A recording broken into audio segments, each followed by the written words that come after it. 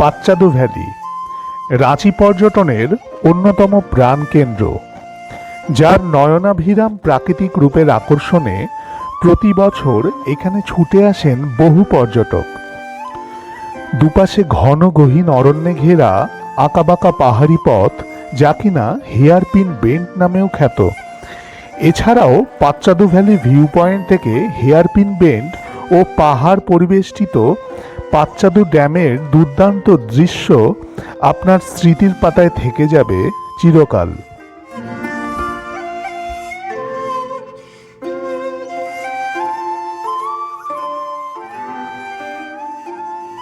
আর রয়েছে চারিদিক পাহাড় ঘেরা অপূর্ব সুন্দর পাচ্চাদু ড্যাম।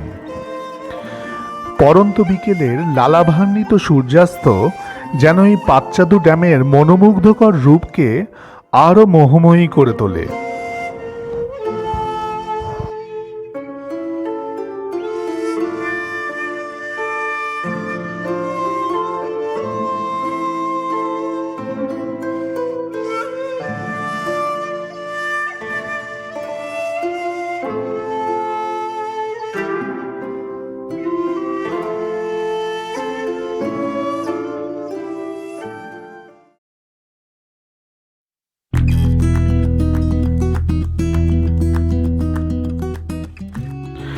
দশম falls, Sita falls, Jonha falls ও সবশেষে হুদ্রু ফলস ঘোরার পর আমরা পাড়ি দিলাম পাচ্চাদু ভ্যালির উদ্দেশ্যে। রাঁচি শহর থেকে পাচ্চাদু ভ্যালির দূরত্ব প্রায় 33 কিলোমিটার এবং গাড়িতে এই পথ যেতে সময় লাগে প্রায় 1 ঘন্টা।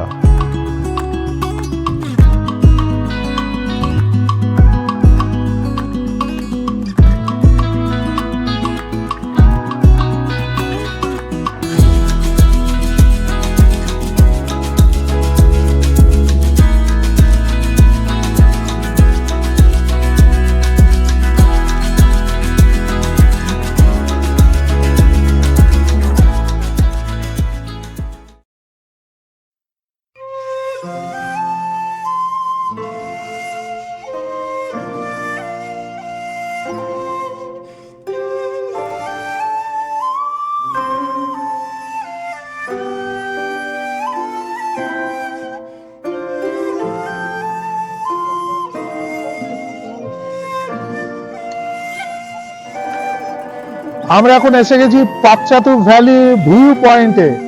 পাচ্চাদু ড্যাম যাওয়ার পথে পড়বে পাচ্চাদু ভ্যালি ভিউ পয়েন্ট। পাচ্চাদু ড্যাম যদি আপনারা যান, এই পাচ্চাদু ভ্যালি ভিউ পয়েন্ট কিন্তু কখনোই মিস করবেন না। এই পাচ্চাদু ভ্যালি ভিউ পয়েন্টে দাঁড়িয়ে আপনি এখানে অলমোস্ট 360 ডিগ্রি একটা ভিউ পাবেন। এখানে রাস্তা যে হেয়ারপিন বেন্ড হয়ে বেঁকে উঠেছে, এই পুরো ভিউটা পাবেন। এবং দূরে, আমার ক্যামেরায় কতটা আসছে আমি জানি না, কিন্তু দূরে দেখা যাচ্ছে পাচ্চাদু ড্যাম, যেখানে এরপর আমরা যাব। তো এই দৃশ্যটা কিন্তু অসাধারণ। যিনি আপনাদের নিয়ে আসবেন তাকে কিন্তু অবশ্যই বলবেন যে পাচ্চাদু ভ্যালির ভিউ পয়েন্টে যেন গাড়িটা দাঁড় করাইছে। আমার একটা খুব আফসোস হচ্ছে যে আমার কাছে কোনো রকম টেলি লেন্স নেই। আজকে যদি টেলি লেন্স থাকতো তাহলে এই পাহাড়ের ভিউ কিন্তু পুরো জমে যেত আরো। যাই হোক, তবুও আমার কাছে যা আছে তাই দিয়েই আপনাদের যতটা ভালোভাবে দেখানো যায় আমি সেটা চেষ্টা করছি।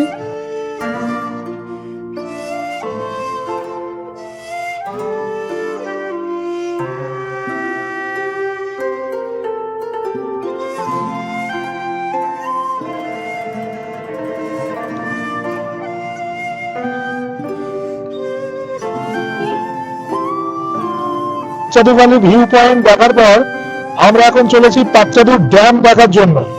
আচ্ছা, একটা কথা বলে রাখি, এই পাচ্চাদু ভ্যালি ড্যামে আপনারা যখন আসবেন সানসেটের সময় এলে তো খুবই ভালো, কিন্তু একটা কথা মনে রাখবেন যে এই পাচ্চাদু ভ্যালি ড্যাম কিন্তু 5টা পর্যন্ত খোলা থাকে, তারপরে কিন্তু বন্ধ করে দেয়। পাচ্চাদু ড্যামে স্পিড বোট আছে চড়ার জন্য এবং কাঞ্চি বোট আছে। স্পিড বোট আপনাকে বেশ কিছুটা ভেতরে নিয়ে যাবে, একদম সেই ড্যামের ওই পার পর্যন্ত। আর স্পিড বোটের ভাড়া হচ্ছে পার বোট, মানে বোট প্রতি 750 টাকা। একটা বোটে 6 জন চড়তে পারে। স্পিড বোট ছাড়াও এখানে দেখতে পাচ্ছেন যে কান্ট্রি বোটও রয়েছে। কান্ট্রি বোর্ডের ভাড়া হচ্ছে, কান্ট্রি বোর্ড কিন্তু অত দূর নিয়ে যাবে না, কান্ট্রি বোর্ডের ভাড়া হচ্ছে 300 টাকা পার বোর্ড।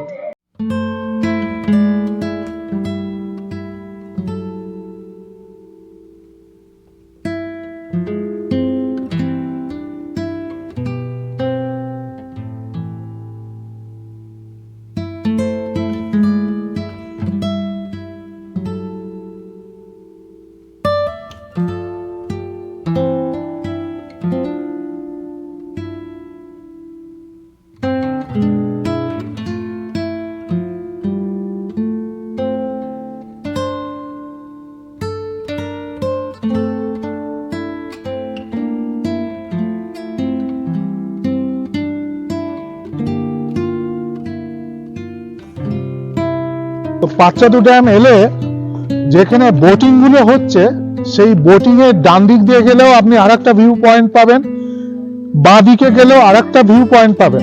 তো আপনি যদি একটু হেঁটে ডান দিকে চলে আসেন বা বাঁ দিকে চলে আসেন, দুদিকেই কিন্তু আপনি ভিউ পয়েন্ট পাবেন।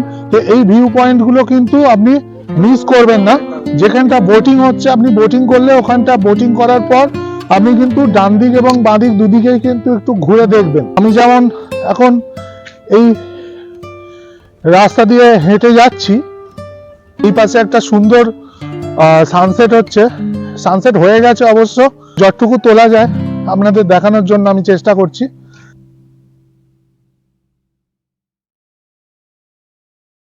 পাঁচচাদু ড্যামের যেখানে বোটিং হয় সেইখান থেকে ডান দিকে কিছুটা হেঁটে এলে আপনি এই জায়গাটা পাবেন। তো এইখান থেকে পাহাড়ের কোলে একটা দুর্দান্ত সানসেট কিন্তু আপনি দেখতে পারেন। আর আপনারা যদি পাঁচচাদু ড্যাম আসেন তাহলে সময়টা কিন্তু একটু পরন্ত দুপুরের দিকে করবেন। তবে অবশ্যই মনে রাখবেন পাঁচচাদু ড্যাম কিন্তু এখন দেখছি 6টা পর্যন্ত টাইমটা এক্সটেন্ডেড হয়েছে, আগে কিন্তু এটা 5টা ছিল। তো তারপরে কিন্তু পাঁচচাদু ড্যাম বন্ধ হয়ে যায়, এই ব্যাপারটা কিন্তু একটু মাথায় রাখবেন।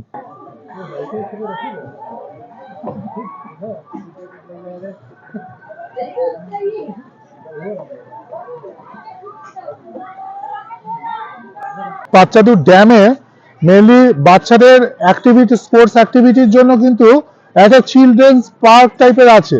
তো এখানে কিন্তু যারা বাচ্চা, অনেক বড়রাও দেখছি স্পোর্টস অ্যাক্টিভিটি করছে। তো এইখানে এইগুলো কিন্তু করা যেতেই পারে, স্পোর্টস অ্যাক্টিভিটি করতেই পারেন।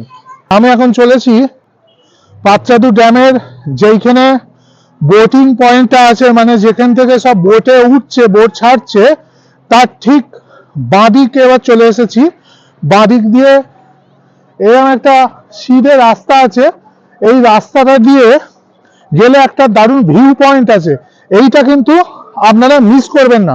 যদিও এখন প্রায় সন্ধে হয় অলমোস্ট 5টা বাজতে চলেছে, তবু আমি চেষ্টা করব যতটা আপনাদের দেখানো সম্ভব আমি দেখাবো।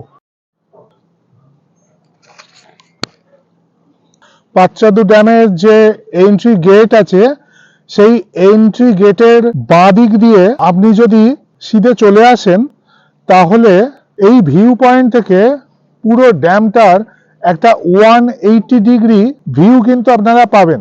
প্রায় 1.5 কিলোমিটার থেকে 2 কিলোমিটার এসে সেই 180 ডিগ্রি ভিউ পয়েন্টটায় এসছি। সানসেট অলরেডি হয়ে গেছে, তাই এইখান থেকে পাঁচচাদু ড্যামের ওপর সূর্যাস্তের সেই অসাধারণ দৃশ্যটা আপনাদের দেখাতে পারছি না। পাঁচচাদু ড্যামের যেখানে বোটিং হয়, যেখান থেকে বোটগুলো ছাড়ে, তার ঠিক বাঁ দিক দিয়ে আপনি যদি চলে আসেন ভিউ পয়েন্টে কিন্তু দুর্দান্ত ভিউ পাবেন। এখান থেকে কিন্তু পুরো ড্যামটা এবং ড্যামকে ঘিরে যে পাহাড়গুলো রয়েছে পুরো দৃশ্যটা কিন্তু দেখা যাচ্ছে। এখানে যে কান্ট্রি বোর্ডগুলো আছে, এই কান্ট্রি বোর্ডগুলো দেখছি যেগুলোর ভাড়া 300 টাকা, এই কান্ট্রি বোর্ডগুলো ওই বোটিং পয়েন্ট থেকে এই 180 ডিগ্রি ভিউ পয়েন্টেই কিন্তু নিয়ে আসছে। তো আপনারা এখানে কান্ট্রি বোটে করেও আসতে পারেন। আপনারা যদি বোটিং না করেন তাহলে অবশ্যই কিন্তু হেঁটে এই জায়গাটা আসুন, এটা একদম রেকমেন্ডেড রইল। আপনার দারুণ লাগবে, বিশেষ করে এইখান থেকে যদি আপনি সূর্যাস্তটা দেখতে পারেন। সূর্যাস্তের পর্ব শেষ, একটু একটু করে সন্ধ্যা নেমে আসছে পাঁচচাদু ড্যামের ওপর। ভিউ পয়েন্টে দাঁড়িয়ে একটা অনুভূতি হচ্ছে যে আর একটা দিন শেষ হয়ে গেল। দিনটা সত্যি অসাধারণ ছিল।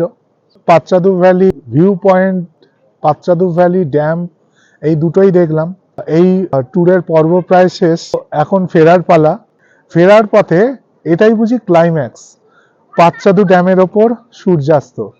আপনার রাঁচি ভ্রমণ শেষ যেন হয় পাঁচচাদু ড্যামের ওপর সূর্যাস্ত দিয়ে। আরে দাঁড়ান মশাই, রাঁচি ভ্রমণের ক্লাইম্যাক্স যে আরেকটু বাকি আছে। চলুন আপনাদের নিয়ে যাই পাঁচচাদু ড্যামের ঠিক সামনেই একটি বিলাসবহুল হোটেল, যার নাম হোটেল রয়্যাল লাস। প্রতিদিন সন্ধ্যা হতেই অসাধারণ আলোকসজ্জায় সেজে ওঠে হোটেল রয়্যাল লাস।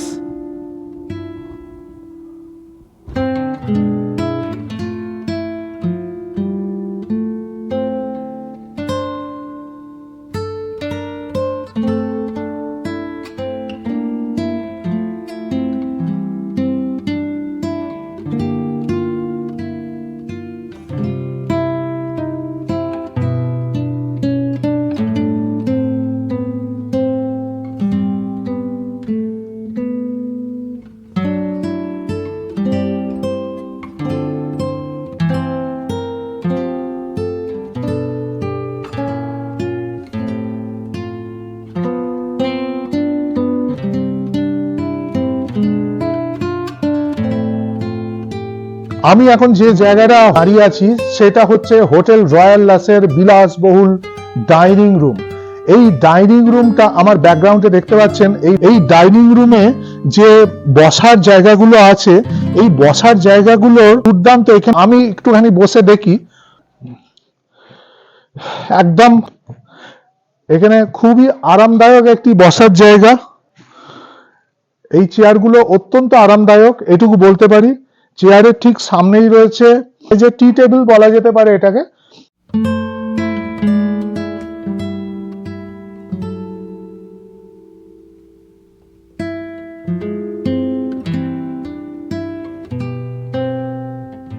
আমি এখন চলে এসেছি হোটেল রয়্যাল লাসের আরেকটি বিলাসবহুল ডাইনিং হলই আমি বলবো, সাইজটা বিরাট।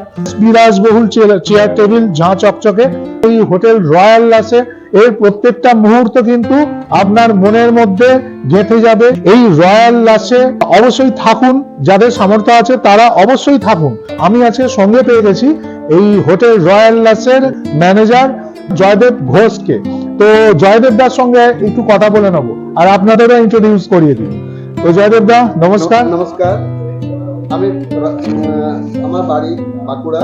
এখানের মধ্যে সুইমিং পুল নেই, আপনার রুমস আছে, ডাইনিং আছে, উপরে লঞ্চ ক্যাফে আছে। ক্যাফের মধ্যে আপনি খাওয়া দাওয়া করতে পারেন।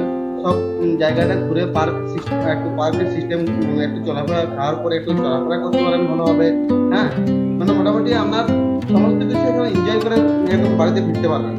হোটেলের ঘর সম্বন্ধে একটু জিজ্ঞেস করে নেব, কি রকমের ঘর আছে, কটা ঘর আছে, কি কি স্ট্যান্ডার্ডের ঘর আছে, কিরাম তাদের রেঞ্জ, সে ব্যাপারটা একটু জয়দেবদার থেকে জেনে নিই। জয়দেবদা, আপনাদের হোটেলে অ্যাকোমোডেশন কি রকম একটু বলুন। 15 রুম আছে। হ্যাঁ, তার মধ্যে দুটো হচ্ছে সুইট রুম, আর 14টা ডিলাক্স রুম। হ্যাঁ, কিন্তু পরিষ্কার পরিচ্ছন্নভাবে রাখা হয় একদম। যে ব্রেকফাস্ট ইনক্লুড থাকে। সুইট রুমের তার তারিখ হচ্ছে আপনার 5+ জিএসটি, আর ডিলাক্স রুমের 4+ জিএসটি ইনক্লুডেড। নাস্তা ইনক্লুড থাকবে, আর পানি সঙ্গে ইনক্লুডে থাকবে। আচ্ছা আচ্ছা, এই 4 হোক বা 5 হোক, সঙ্গে জিএসটি লাগুক কি লাগুক না, এই সমস্ত নিয়ে কিন্তু ভাববেন না। আপনার পকেট যদি পারমিট করে এই হোটেল রয়্যাল লাসে থাকুন, এটা আমার রেকমেন্ডেশন। এবার ফেরার পালা। পাঁচচাদু ড্যামে সুন্দর সূর্যাস্তের পর আজকের এই রাঁচি ভ্রমণের ক্লাইম্যাক্স রইল হোটেল রয়্যাল লাস। আপনারা দেখছেন আমার channel tour travel and explore with Arnab. আমি অর্ণব, আমি বিভিন্ন জায়গা ঘুরে বেড়াচ্ছি এবং সেই সমস্ত জায়গার ভিডিও এই চ্যানেলে দিচ্ছি। ভিডিওগুলো যদি আপনাদের ভালো লেগে থাকে তো অবশ্যই লাইক, শেয়ার এবং সাবস্ক্রাইব করুন। আর সাবস্ক্রাইব করার সময় বেল আইকনটি ক্লিক করে দেবেন, তাতে আমি যখনই একটি ভিডিও দেবো তার ইনস্ট্যান্ট নোটিফিকেশন আপনার কাছে পৌঁছে যাবে। আর মনে রাখবেন যে আপনাদের পাশে থাকা, আপনাদের সমর্থন কিন্তু আমাদের এগিয়ে চলার অনুপ্রেরণা।